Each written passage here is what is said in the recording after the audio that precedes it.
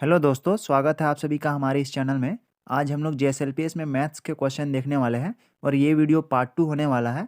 Part 1 हम लोग पहले ही बना चुके हैं और ये वीडियो पार्ट 2 है। बहुत सारा कमेंट्स आ रहा था कि मैथ्स का क्वेश्चन लाइए, मैथ्स का क्वेश्चन लाइए। एक्चुअल में मैथ्स का क्वेश्चन हम लोग इसलिए नहीं ला रहे हैं क्योंकि मैथ्स का वीडियो बनाने में बहुत ज़्यादा टाइम लगता है, उसमें हार्ड वर्क करना पड़ता है। तो गाइज, अगर आप हमारे चैनल पर नए हैं तो चैनल को सब्सक्राइब कीजिएगा और वीडियो को लाइक ज़रूर कीजिएगा, क्योंकि हार्ड वर्क करने के बाद ये वीडियो बनता है। सो गाइज, एक लाइक तो बनता है। अब चलते हैं हम लोग हमारे इस वीडियो के टॉपिक पे। और हम लोग का जो फर्स्ट क्वेश्चन है वो ये है। हम लोग का जो फर्स्ट क्वेश्चन है वो एज से है और क्वेश्चन है ए और बी की आयु का अनुपात 3:4 है और दोनों की आयु का योग 28 साल है। तो ए और बी की आयु ज्ञात कीजिए। तो देखते हैं हम लोग इसका सॉल्यूशन किस टाइप से होगा। हम लोग इसका सॉल्यूशन देखते हैं। इस क्वेश्चन में कह रहा है कि ए और बी का जो योग है दोनों का वो 28 है, यानी कि 28 है। लेकिन क्वेश्चन के रेशियो के अनुसार हम लोग देखते हैं कि दोनों का योग जो है वो 7 है। रेशियो के अनुसार दोनों का योग 7 दिया हुआ है, लेकिन क्वेश्चन कहता है कि दोनों का योग 28 है, यानी कि 7 में अगर यदि हम लोग 4 गुना करते हैं तो हम लोग को 28 मिलता है।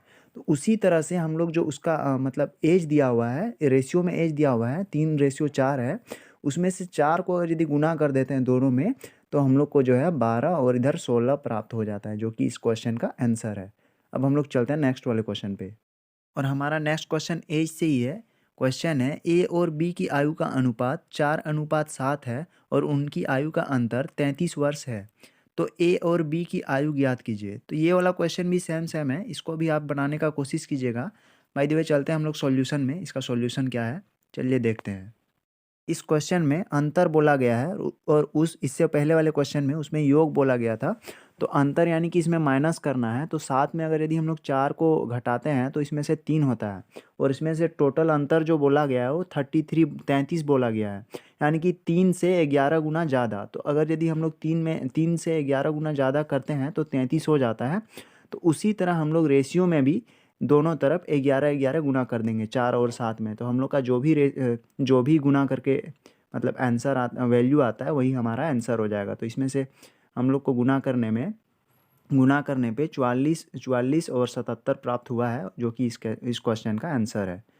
तो गाइज, आशा करता हूँ आप लोग को वीडियो समझ में आ रहा होगा। ये वाला क्वेश्चन बहुत ही आसान था, बहुत ही आसान भी है। इस टाइप का ट्रिक आपको बहुत ही कम देखने को मिलता है। आपको जो आप अगर कोई बुक का कर रहे हैं, यूज कर रहे हैं, तो वो आपको ज़्यादा लंबा ट्रिक बताता है। चलिए अब हम लोग नेक्स्ट क्वेश्चन पे चलते हैं। नेक्स्ट क्वेश्चन हमारा परसेंटेज से है। 1000 का 25% का 1% का 1% क्या हुआ? तो इस टाइप का क्वेश्चन आपको ज़्यादातर देखने को मिलते हैं एग्जाम्स में। और यहाँ पे हम लोग आज सॉल्यूशन देखने वाले हैं। बहुत ही आसान, बहुत ही इजी वे में, बहुत ही इजी ट्रिक है। चलिए देखते हैं इसका सॉल्यूशन क्या है। तो इस क्वेश्चन में 1000 का 25%, 25% का 1%, 1% का 1%, यानी कि जब भी हम लोग को परसेंट निकालने बोलता है तो जितना परसेंट आपको निकालने बोलता है उसमें से 100 से डिवाइड कर देना है, यानी कि 1000 गुना 25/100 गुना 1/100 गुना 1/100, यानी कि आपका जो मतलब परसेंटेज का यही एक फॉर्मूला है कि आपको जितना जितना परसेंट निकालने बोलेगा उसमें से 100 से आपको डिवाइड कर देना है। तो इसमें से हम लोग जो है डिवाइड करने के बाद हमारा जो वैल्यू निकला है वो 0.25 निकला है, जो कि इस क्वेश्चन का आंसर है। चलिए अब चलते हैं हम लोग 4 नंबर क्वेश्चन पे। और 4 नंबर क्वेश्चन है हमारा।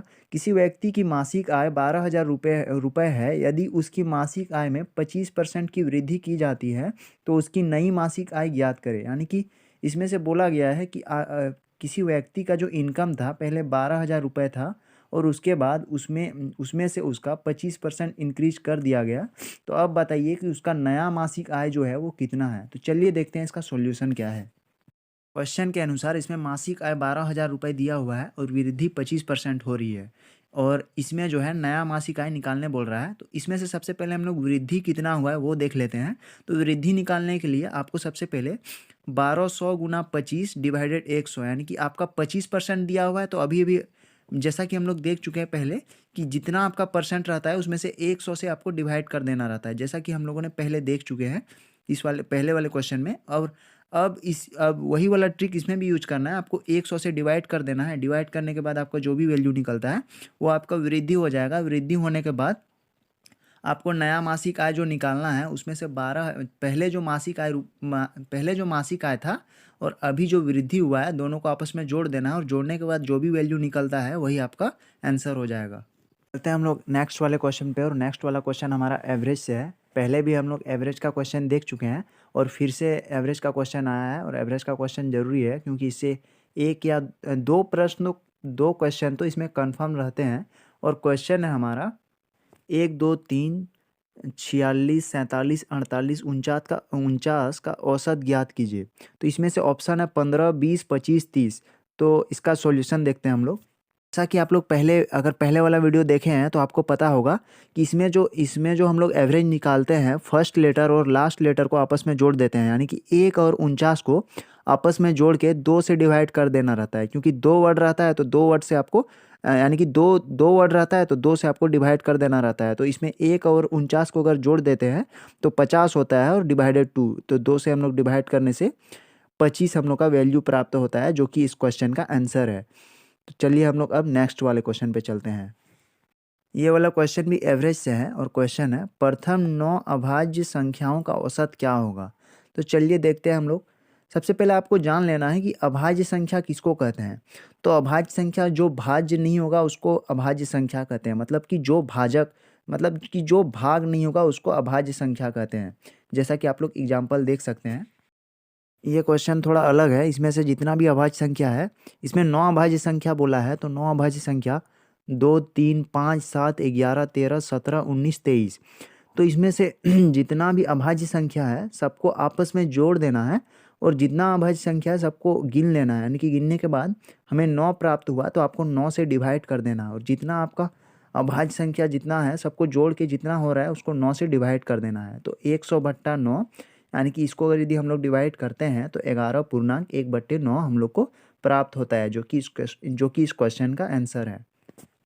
आते हैं हम लोग सातवें नंबर क्वेश्चन पे, और 7वां नंबर क्वेश्चन हमारा बोर्डमास से है। और बोर्डमास से क्वेश्चन है 5454 भगा 54 भगा 5। तो इसका सॉल्यूशन हम लोग देखते हैं।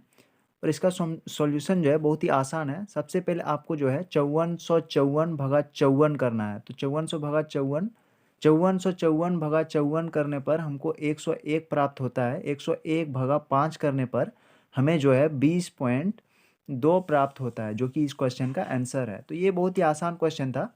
इस टाइप का क्वेश्चन आपको एग्जाम में देखने को मिलता है, और काफ़ी हद तक इस टाइप के क्वेश्चन पूछे जाते हैं। चलिए अब देखते हैं हम लोग नेक्स्ट क्वेश्चन। और नेक्स्ट क्वेश्चन हमारा बोर्डमास से ही है। क्वेश्चन है 96 + 32 गुना 5 - 31। तो इस क्वेश्चन में सबसे पहले आपको गुना करना है। गुना करने के बाद हम लोग देखते हैं इसका सॉल्यूशन क्या है। तो इसका सॉल्यूशन है, सबसे पहले आपको इसमें से गुना करना है, फिर आपको इस जोड़ देना है, जोड़ने के बाद आपको घटाव कर देना है। तो घटाव करने के बाद आपका जो भी वैल्यू निकलता है वही इस क्वेश्चन का आंसर हो जाएगा। चलिए अब देखते हैं हम लोग का नेक्स्ट क्वेश्चन। और नेक्स्ट क्वेश्चन है 60 से छोटी अभाज्य संख्याएं कितनी हैं। तो इसमें से बोला गया है कि अभाज्य संख्याएं, पहले हम लोग जान चुके हैं कि अभाज्य संख्या किसको कहते हैं, जिसका मतलब जिसको कि भाग ना दे सके हम लोग, जिसका भाग ना हो, जिसको भाग ना कर सकते हैं, उसी को अभाज्य संख्या कहते हैं। तो चलिए देखते हैं इसका सॉल्यूशन। तो इस क्वेश्चन में बोला गया है कि 60 से छोटी अभाज्य संख्याएं कितनी है। तो इसमें से हम लोग देख लेते हैं पहले 60 से छोटी अभाज्य संख्याएं कितनी है। तो 2 3 5 7 11 13 17 19 जितना आप देख रहे हैं यहाँ पे, ये सब अभाज्य संख्या है, और ये सब को आपको काउंट कर लेना है, गिन लेना है। तो हमें यहाँ पे गिनने से 17 प्राप्त होता है, तो जो कि इसका आंसर है। तो इस क्वेश्चन का आंसर जो है 17 हो जाएगा। अब चलते हैं हम लोग लास्ट वाले क्वेश्चन पे, और लास्ट वाले क्वेश्चन के बाद एक आप लोग का होमवर्क है, उस क्वेश्चन को भी आप देख लीजिएगा। लास्ट वाला क्वेश्चन भी बोर्डमास से ही है। इसमें बोला गया है कि 5 + 4 का स्क्वायर -5 - 4 का स्क्वायर इक्वल 5 × x। तो इसका वैल्यू हम लोग को निकालना है। तो इसका हम लोग सॉल्यूशन देखते हैं। तो इसका सॉल्यूशन इस टाइप से है कि इसमें जो है सबसे पहले 5 + 4 का स्क्वायर बोला गया है, यानी कि 5 + 4 का स्क्वायर कर लेना है। तो 5 और 4 को जोड़ने से हम लोग को 9 प्राप्त होता है। तो 9 का स्क्वायर करने पे हमें 81 हुआ, और इधर 5 - 4 करने पे हमें 1 का स्क्वायर प्राप्त होता है। तो 1 का स्क्वायर करने पे हमें 1 हुआ, और इधर 5 और x को गुना कर देना है, तो 5x हो जाएगा। 5x होने के बाद आपको सिंपल इसमें से डिवाइड कर देना है, और डिवाइड करने के बाद 80/5 करने के बाद इसमें जो भी आपका वैल्यू निकलता है वही आपका आंसर हो जाएगा, जो कि इस क्वेश्चन का आंसर 16 है। अब चलते हैं हम लोग होमवर्क पे, और होमवर्क हमारा एज वाले क्वेश्चन से है। और क्वेश्चन है ए और बी की आयु का अनुपात 5:4 है, और उनकी आयु का योग 36 वर्ष है। तो ए और बी की आयु ज्ञात कीजिए। दोस्तों इस क्वेश्चन का आंसर जो है आपको कमेंट सेक्शन में देना है। इसका सॉल्यूशन हम लोग अगले वाले वीडियो में देख लेंगे। जो भी इसका सॉल्यूशन है हम लोग अगले वाले वीडियो में देख लेंगे। और दोस्तों अगर आप हमारे चैनल पे नए हैं तो इस चैनल को सब्सक्राइब कीजिए और ज़्यादा से ज़्यादा शेयर कीजिए और वीडियो को लाइक ज़रूर कीजिए।